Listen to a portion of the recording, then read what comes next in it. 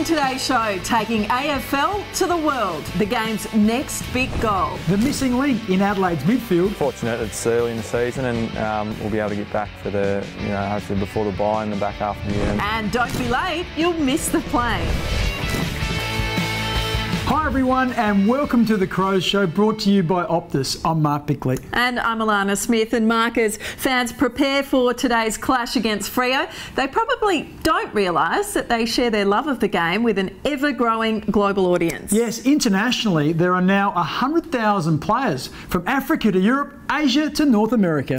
As we know, AFL clubs have already played in New Zealand, London and China, and the next big market is India. 20 years ago, the Crows helped Balraj Singh make a cultural breakthrough. He became the first and so far only Indian drafted into the AFL.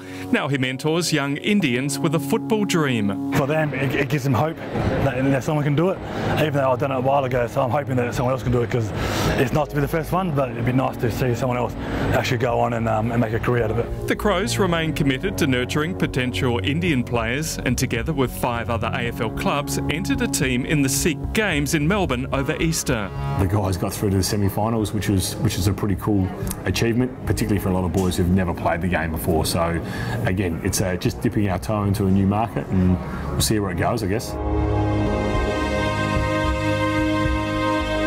They know there's such a large Indian community back in Adelaide and even in Melbourne as well. So it's just good to get everyone on board, because there's pretty much like an untapped market. Adelaide and Essendon have adopted an Embracing India strategy aimed at unearthing future stars. Training them from that right age of under 9s, under 11s can see them through, so who knows, in 10 years time one of those kids would be our next AFL player. Once you have a couple of players play at the top level, people know about them, the entire country will start following. And in India, the potential is enormous. Already there are 11,000 players across 10 states, but before there are any AFL games on the subcontinent, there needs to be greater awareness. First thing we need is footy on TV. And I keep telling this to everyone at AFL. If people don't know, who would come and fill your stands? And stadiums in India are at least 40,000-50,000, so you need people there. Right now for the Crows, it's all about engaging with the Indian community. It's a new landscape for the Adelaide Footy Club. It's a new landscape for the AFL, but it's one that we're pretty confident we can crack with a pretty powerful brand.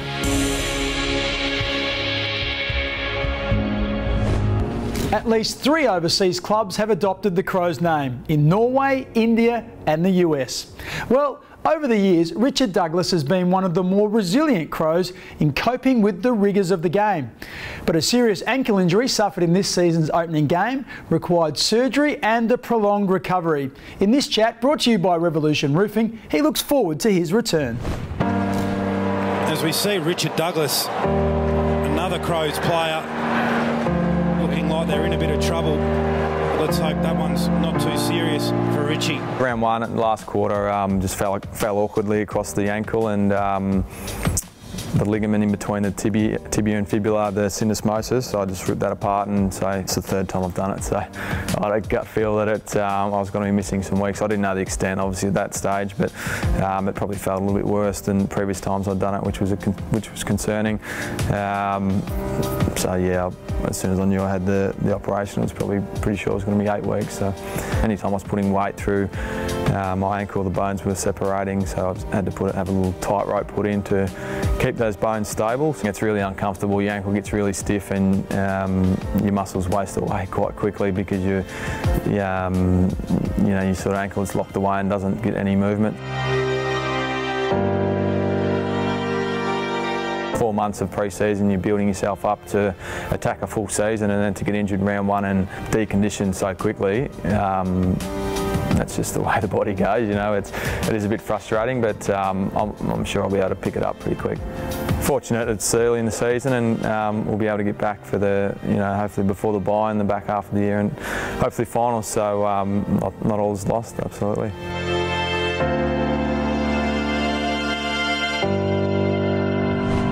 Yes, we're all looking forward to having Dougie back. Now, after a sluggish start, the 2019 season is gathering momentum. And Mark, you're certainly seeing some positive signs. Yeah, really loved the last couple of weeks. The scoring is back, the excitement's back, but also I've loved the introduction of some younger players. All right, so what are some of these young guys bringing? Well, look, no doubt they're able to get their hands on the footy, which we love. Elliot Himmelberg kicked a couple of goals, and we know what the other young guys can do. Lockie Murphy's been great, but I feel like it's an injection of enthusiasm, and we saw it when a couple of those young fellas kicked some goals, the way the rest of the side got around them. I thought that was just priceless. So, yeah, really enjoyed that part of it. They're really taking their opportunities. Are they just temporarily plugging holes, or should some of the more senior guys be a bit worried? Well, look, some of them I think will stay in the side long term, but look, it's unlikely that they'll be there. All of them will be there all the way through, but what they do is provide great pressure for the guys in the side. So Josh Jenkins really now has to play great footy to force his way back in, and that's a really healthy scenario to have at a footy club.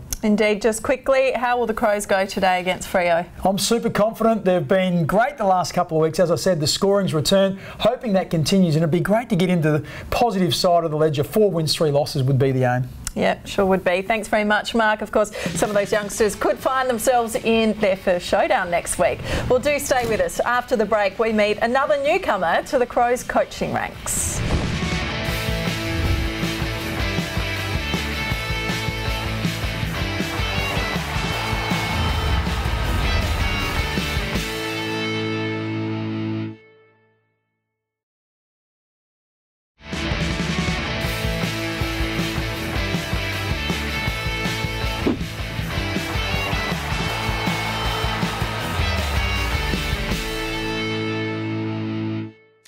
Players prefer to take their time winding down after a game, but occasionally the routine becomes a race against the clock, just as it was last Saturday night after the Saints clash in Melbourne. The team had a 4-hour window from when the game finished to when they had to be back on the ground in Adelaide, and it was one man's job to make sure they did it. And the sleeping giant of the competition is awake. There's a lot of things to do, people to have ice bars and things like that, and pack everything up and get it in a truck and get it to the airport and get it on the plane. So I think the game's due to finish at 7 o'clock and we have to be gone by 8 o'clock. So the motivating factor is if you tell the players, if you're not on the bus at 8 o'clock, it'll go without you can stay overnight. Normally they get on there. And look, we've done it before. We've had a couple of even shorter turnarounds, but it's just a matter of just rustling them up all the time and saying the bus is going in 10 minutes whether you're on it or not. The main thing I'm worried about is getting the players organised enough to be on time and not letting the people at the airport down, because they need, Vinny's got about 1.2 tonnes of stuff to get on the plane, so as long as we get him out in time, we'll get some other people to get the players there in time. Now, if you think that was tight, let's remind you of what happened 3 years ago when the Crows played Freo in Perth. They had just 1 hour from the final siren to boarding the plane, and that meant a fast-forward version of the club song.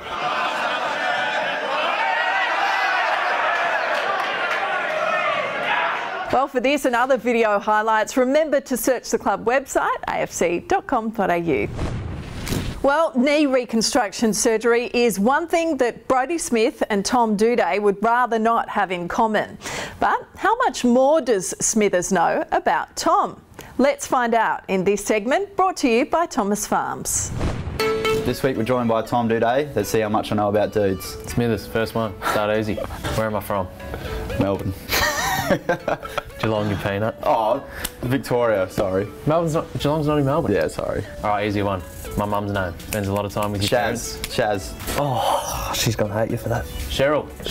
Oh, Shaz. Shez. I'll test if you were listening the other day when I was talking in front of the group. This is a bit harder. My middle name? Henry.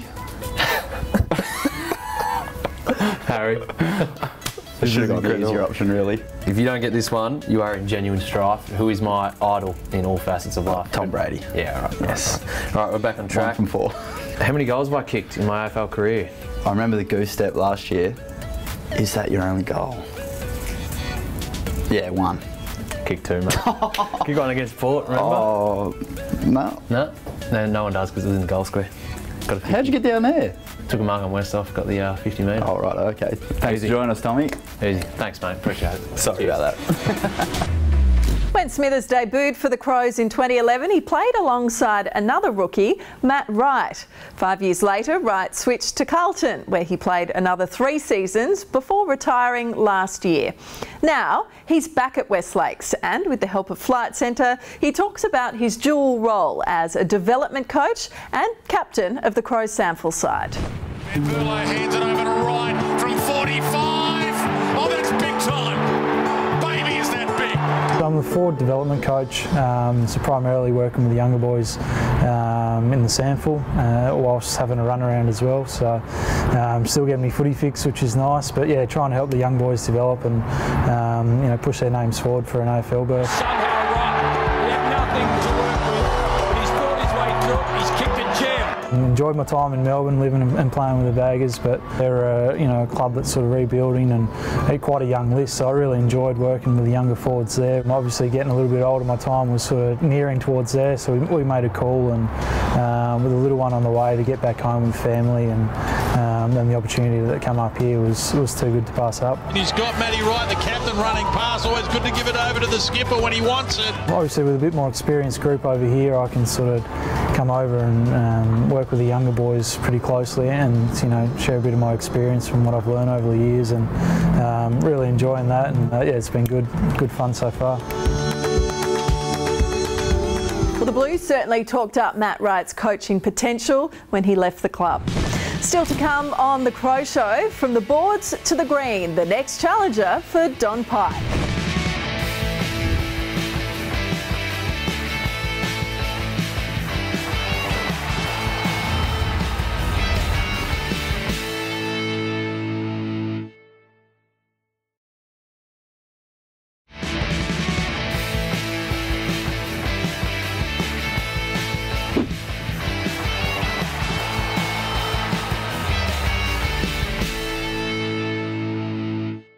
Welcome back. Last week in the Coaches Golf Challenge, Don Pike had to get down on his knees to play 4-year-old Sam Blewett on equal terms. So, from the smallest contender, we go to the tallest. Towering 36er Jack McVeigh. With the help of Optus, let's find out how he measures up against Don in our one-hole par 3 contest at Glenelg. Hi guys, welcome to the Glenelg Golf Club. Joined by Jack McVeigh from the 36ers today to play the Optus one-hole challenge. So, Jack, now golfing history, you much of a golfer? Some call me an ex-professional. Right. No, I've never hit a golf ball in my life, pretty much. Any tips? I think, yeah, well, that's good grip, right? That's all right, yeah, grip's fine. Just pick a spot on the green where you want to hit it and then just knock it on there. It's that easy, isn't it? Yes. Nah, that was another warm-up. Warm-up number 1. All right, warm-up number 2. The warm-up number 2, we're doing good out here. That's okay. No. There it is, launched over there. Was that a hole in one? I'm feeling a bit uncertain myself, having watched. No, horrible golf turned you off a little. Oh, that's beautiful. So whilst we're heading in a slightly different direction here, Jack, we'll head down to your ball. Your history in basketball, you did some time at University of Nebraska. Yeah, sure did. How was that experience? It was fun. I mean, living in another country, just an awesome experience. Spent 3 years over there. And you know, like moving out of home, living in a different country, it really grows you up quickly, and it's fun. Like, can't complain. All right, beautiful. Now I'm led to believe that you're part of what's called the moped gang down at the 36ers, and you're the architect. Well, I mean, I came over, and you don't get much money in college, so I was like, started scratch. I wanted to save as much as I could. I thought it'd be pretty hilarious. And I live close to everything, so I'm 5 minutes from the stadium. Beautiful. Right, let's see how you go with your second here now. There you go, you're away now. Oh, you got the hang of it. Oh, that is right behind the tree. Just try and nudge it in there. Embrace the tree. The tree's your friend here. All right, that's all right. You got him out. There you go. You see? Up you go. Stop there. Oh, all the pros do this. Get down. You know, get down. Have a look. Is that a good angle? See what the line is you like? Yeah. Nah, a little bit more. I should be a coach. I'm a coach. Oh. I'm still nervous. I don't want to mess this one up. No, you'll be right. People miss layups all the time. Yeah, not going to miss that. There you go. solid finish. Well, Jack, for someone who hasn't played, thanks very much for coming out. No, appreciate thanks that. for having me. And there's some potential there. Oh. I reckon you should work on it. Take your moped down to the nearest golf club. I might have to. Get amongst it. Now, when Taylor Walker and Rory Sloane get together, it may not be to discuss their roles as co-captains. Instead, they could be making decisions about their joint business venture, the Alma Hotel at McGill. Each Wednesday night, the pub hosts bingo. So we join the boys to check out what happens.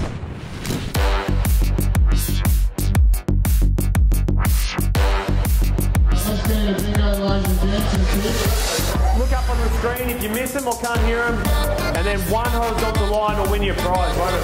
So we got Wednesday night bingos. So from about 5 o'clock, Sloane and I get here and get around to say hello to all the locals and all the new people that are playing bingo. And then we kick off about 6 o'clock and we go for about an hour and we have a bit of fun playing bingo. Hey! Good bingo yelling. Crows back, sign footy. The aim of the night for us is to make it a family and kid-friendly night so that any family can bring their kids along. It's at a suitable hour for kids to be able to come, play bingo, have a bit of fun, have some dinner. Bingo, ladies and gentlemen. Put it through.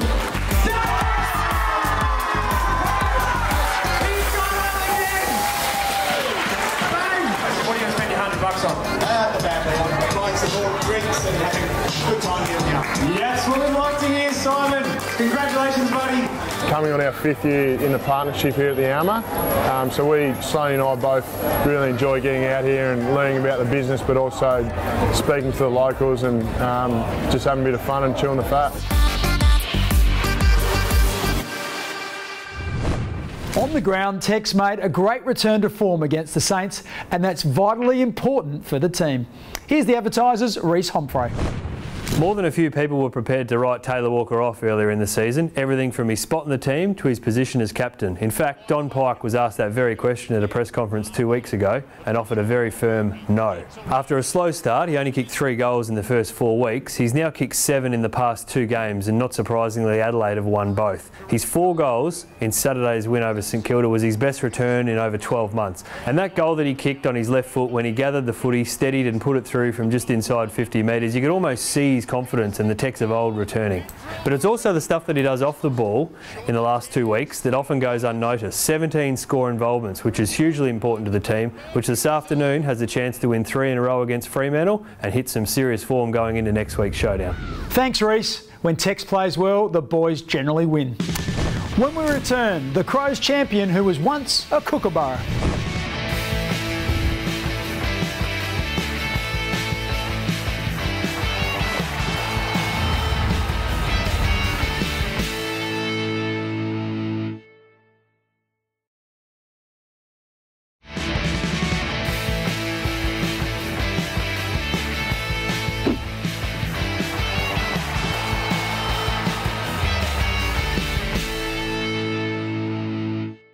Rory Laird pulled on his first boots as a youngster with the Kenilworth Kookaburras in the Amateur League. He then joined West Adelaide before being picked up by the Crows in the 2011 rookie draft. The dual All-Australian is now regarded as one of the game's best defenders. Thanks to Toyota Good for Footy, we look back on his 20-year football journey. Laird from 50 off a step has hit it beautifully. I played club soccer with a couple of my schoolmates, and then it was under 8s I started playing footy because all my primary school friends were going out there after school, and so that was at Kenilworth and started there in my under 8s. Laird thinking, I can go on my own steam, thank you very much. Year 8 started Scotch football and playing there, and at Scotch I had Matthew Nix, who's now second in charge or assistant, at GWS. I had Gavin Wanganeen as a coach in my draft year, so he sort of let me slide and go and play a few reserves games for West Adelaide at the end of the year. 2 great coaches, and I was actually really lucky with having them there at my time. First year at my under 18s, so I had 2 years. Second year being my draft year. First one was with Greg Miller, and we made it to the grand final. He was the one that put me down back and played off the back flank, so probably got him to thank for that part of my game. And Laird from the pocket gets it done. And in 2019, the Toyota Good for Footy program aims to raise $1 million for grassroots clubs across Australia. Make sure your local club registers their interest at the website toyota.com.au/AFL raffle. Toyota also rewards our Crow in the crowd each week. This year, our camera is focusing on Adelaide Oval's Southern Plaza, and that's where we spotted you. If you recognise yourself, contact the club by 5 p.m. on Wednesday. Have some photo ID to show, and a merchandise pack from Toyota will be yours. That just about wraps up today's show, brought to you by Optus. Next week, Andrew Jarman plays as only Andrew Jarman can play. So if I get this in, I'll talk about this for the next 40 years. This looks very good. For all the latest news, keep an eye on our Twitter account at The Crows Show. Yeah, also check out the club website, afc.com.au, as well as Facebook and Instagram. And a reminder that Footy Plus, hosted by Belinda Sloan, returns immediately after the showdown. Well, thanks for your company, and we do look forward to joining you again next Sunday at 11:30 on 7. Don't forget, Adelaide takes on the Dockers in just over 4 hours, so Go Crows!